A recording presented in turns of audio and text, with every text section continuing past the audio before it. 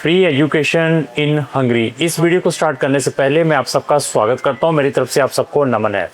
ऐसे है कि ये स्टूडेंट हमारे साथ हैं, इसका सक्सेसफुली हंगेरियन स्टाइपेंडियन जो उनका प्रोग्राम है हर साल खुलता है हंगरी गवर्नमेंट का, उसमें इस बच्चे को स्कॉलरशिप अवार्ड हुआ है।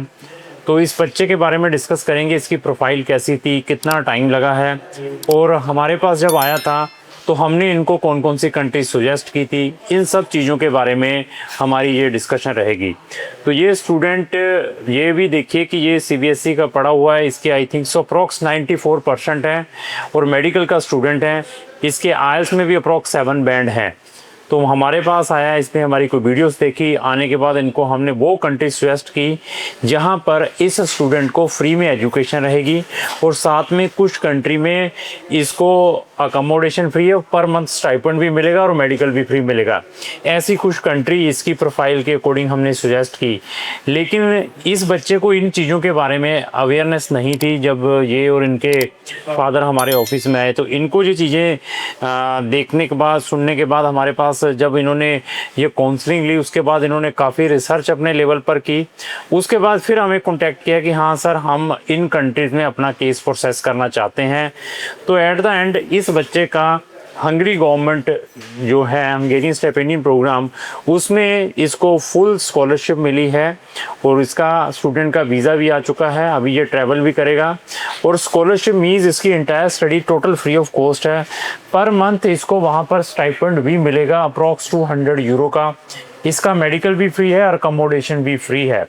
बट ये चीज़ें मिल तो गई हैं, इसके बाद अगर ये इन चीज़ों को कंटिन्यू करना चाहता है, मीन्स ये चीज़ें अवार्ड हो गई है, लेकिन ये कंटिन्यू तब रहेगी अगर इसकी परफॉर्मेंस जब ये प्रोग्राम वहाँ जाकर स्टार्ट करेगा उनमें सक्सेसफुली पास भी होगा।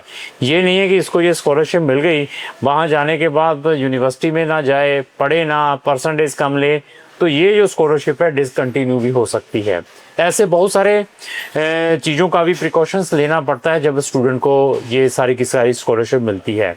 तो स्टूडेंट से भी अभी बात करेंगे, इनका एक्सपीरियंस हमारे साथ कैसा रहा। सबसे पहले मैं आपका स्वागत करता हूँ इस वीडियो में, मेरी तरफ से आपको नमन है, नमस्कार है। तो सबसे पहले मैं ये पूछना चाहूँगा कि आप कौन सी स्टेट से बिलोंग करते हैं? सर पंजाब। हमारे साथ जुड़े हुए कितना टाइम हो चुका है? कुछ सर मैं लास्ट आया था नवंबर में आए थे। देखिए नवंबर 2025 में हमारे पास आए थे, अभी अगस्त चल रहा है और मैंने बहुत सारी वीडियोस में बार बार ये बताता हूँ कि अगर आपने किसी भी कंट्री में जाना है तो मिनिमम 3 मंथ से लेकर 12 मंथ लगते हैं। पेशेंस चाहिए।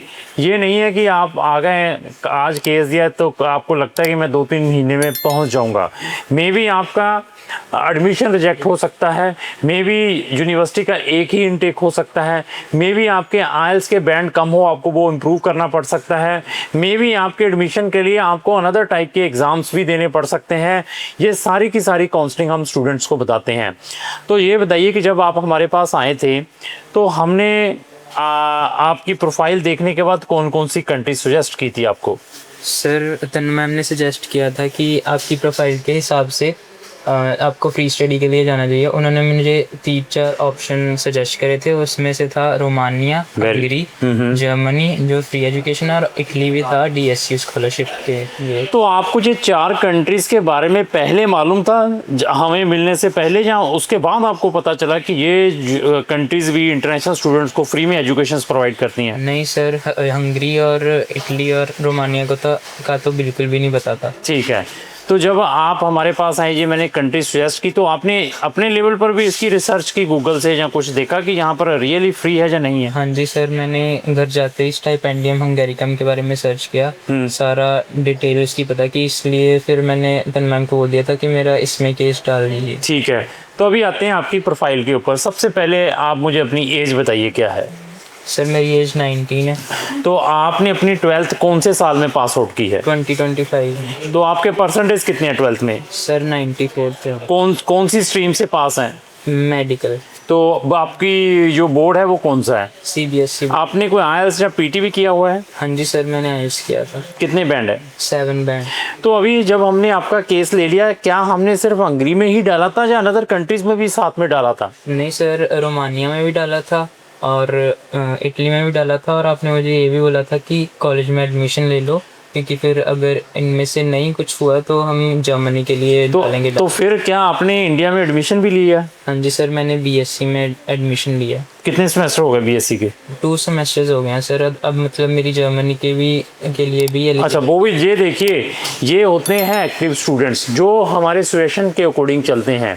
इस स्टूडेंट ने इंडिया में भी एडमिशन ले लिया था, अपने यहाँ पर भी सेमेस्टर्स करने स्टार्ट कर दिए थे इसने, और हमारे पास आने के बाद इसने कहा कि हम सब में अपना एडमिशन डालेंगे जो कंट्रीज़ फ्री में एजुकेशन प्रोवाइड करती हैं, as well as German language सीखना भी स्टार्ट कर दिया है इसने। आज तो पहले ही किया था।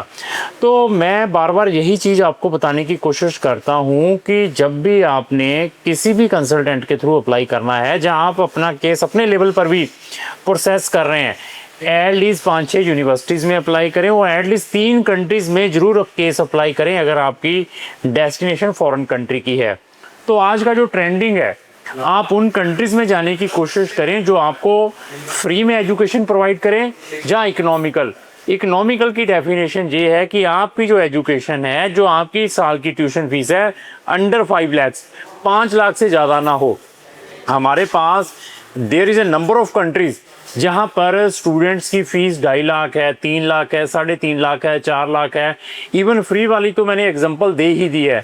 अभी कुछ दिन पहले मैंने स्लोवाकिया की एक वीडियो डाली थी जिसमें वहाँ स्टूडेंट फ्री में पढ़ने के लिए जा रहा है, ह्यूमैनिटी का स्टूडेंट था, और इवन उसका स्टडी में भी गैप था और विदाउट आईएलटीएस जा रहा था, और बच्चे को कैसे एडमिशन मिला और बच्चा कैसे अग्रेसिव था, उसके बारे में भी अगर आप जानना चाहते हो तो वो आप वीडियो ज़रूर वॉच करें।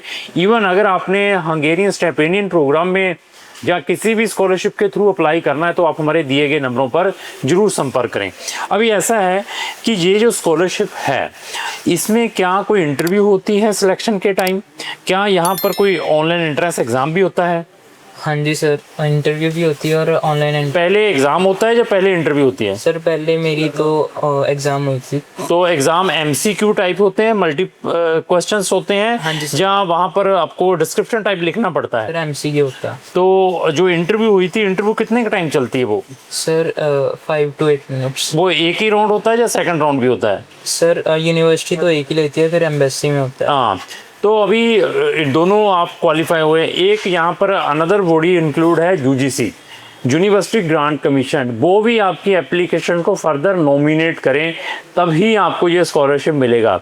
और बहुत सारी स्टूडेंट्स की एप्लीकेशन यूजीसी फर्दर फॉरवर्ड नहीं करती, तो यूजीसी से आपने अपनी एप्लीकेशन कैसे फॉरवर्ड करवानी है उसके बारे में भी टेक्निकल चीज़ें उसी कंसल्टेंट को मालूम है जिसने नंबर ऑफ़ ऐसी एप्लीकेशंस डाली हैं। अभी ये मैंने सक्सेस स्टोरी तो बता दी आपको, इसको देख के आपके मुंह में पानी आया होगा, तो इसके बिहाइंड की सिचुएशंस भी बताऊंगा। हमारी टोटल 12 एप्लीकेशंस थी और 12 में से जस्ट हमारा एक सिंगल स्टूडेंट सेलेक्ट हुआ है। 12 एप्लीकेशंस में सिंगल स्टूडेंट सेलेक्ट हुआ है। में उनकी रिजेक्शंस भी आई हैं। इनको भी माइंड में रखना है, जहां फ्री एजुकेशन है तो वहां पर हार्ड कंपटीशन है, ये भी साथ में लेकर चलना है। अगर उन स्टूडेंट्स की 11 की एडमिशन रिजेक्ट भी हुई है तो उनके पास अनदर कंट्रीज के ऑप्शंस भी डाले हैं। और इवन आज ही रोमानिया गवर्नमेंट के स्कॉलरशिप के भी जो डिसीजन है आ चुके हैं, उसमें भी वो 11 बच्चों में से 2 बच्चे सेलेक्ट हुए हैं। और एज वेल एज जो बच्चे नहीं भी सेलेक्ट हुए हैं उनको इसके अकॉर्डिंग प्रिकॉशंस भी बताए थे कि इंडिया में भी अपना एडमिशन लेकर के, ताकि उसको हम जर्मनी जैसी कंट्री में भी फ्री एजुकेशन के लिए भेज पाएँ। तो जब आपने एम्बेसी में फ़ाइल जमा करवाई थी, वहाँ पर कोई एम्बेसी फीस लगी थी आपकी? नहीं सर। नहीं। तो वहाँ पर एम्बेसी ने कोई इंटरव्यू ली थी आपकी? हाँ जी सर। इंटरव्यू में क्या चीज़ें जनरली पूछते हैं वो भी? सर उन्होंने मेरा बैकग्राउंड पूछा, मेरी फीलिंग क्या थी, फिर मेरे स्टडीज़ के बारे में पूछा। तो ये चीज़ों के बारे में ही बच्चों से पूछा जाता है। और इंटरेस्टिंग चीज़ क्या है कि फ़ंड्स भी दिखाने की रिक्वायरमेंट नहीं रहती, पर फिर भी हम बच्चों को मेंटली प्रिपेयर करके भेजते हैं कि फ़ंड की स्टेटमेंट साथ में लेकर जाए। ये सारे के सारे प्रिकॉशंस बताते हैं। तो ओवरऑल एक्सपीरियंस कैसा रहा हमारी टीम के साथ? सर बहुत अच्छा था, सब बहुत ही लीनियंट थे, सब ने बहुत ही हेल्प करी मेरी, स्पेशली क्षितिज सर ने, जिन्होंने मेरी फाइल डाली थी हंगरी में। ठीक है, तो ऐसा है कि अगर आपने भी फॉरेन कंट्री में फ्री एजुकेशन के लिए जाना है, आपकी बढ़िया प्रोफाइल है, तो आप हमारे दिए गए नंबरों पर संपर्क कर सकते हैं। Thank you.